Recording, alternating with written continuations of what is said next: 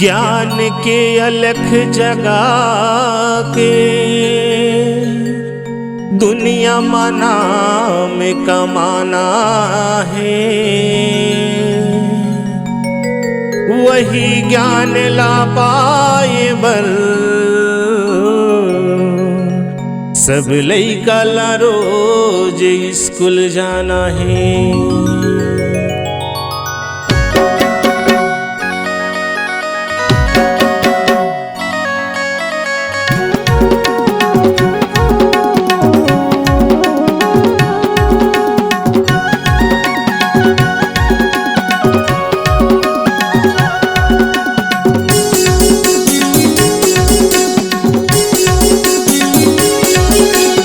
अपन लइका के बढ़िया जिंदगी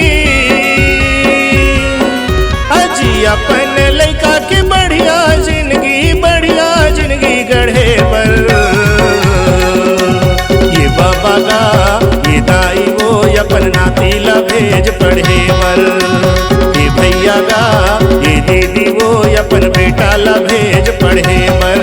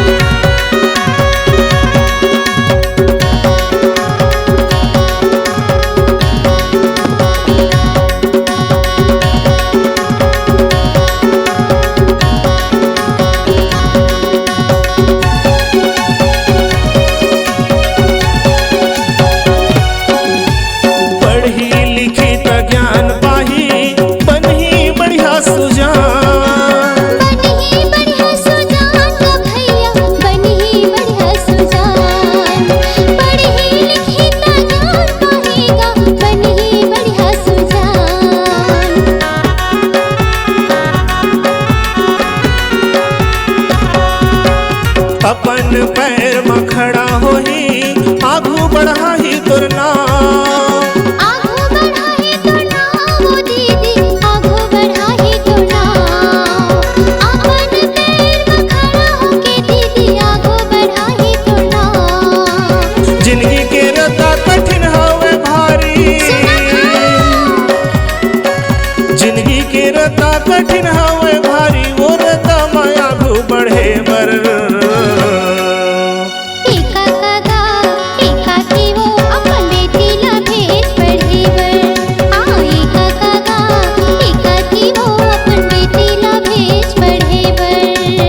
अपन लइका के बढ़िया जिंदगी अजी, अपन लइका के बढ़िया जिंदगी गढ़े पर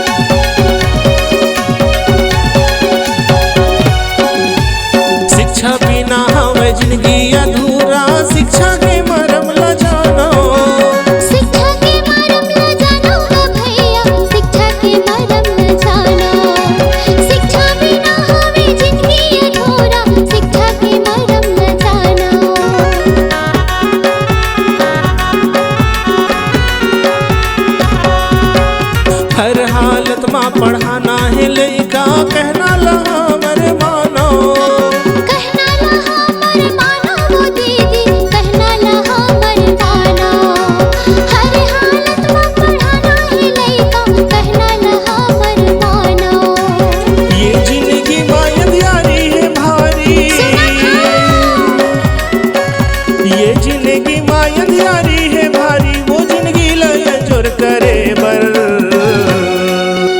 ए भैया गा ए दीदी वो अपन बेटी ला भेज पढ़े बर। ए भैया गा ए दीदी वो अपन बेटा ला भेज पढ़े बर। अपन लड़का के बढ़िया जिंदगी, अजी अपन लड़का के बढ़िया जिंदगी गढ़े पर। ये बाबा गा ये दाई वो अपन नाती ला भेज पढ़े बर। ये भैया गा ये दीदी वो अपन बेटा ला भेज पढ़े बर।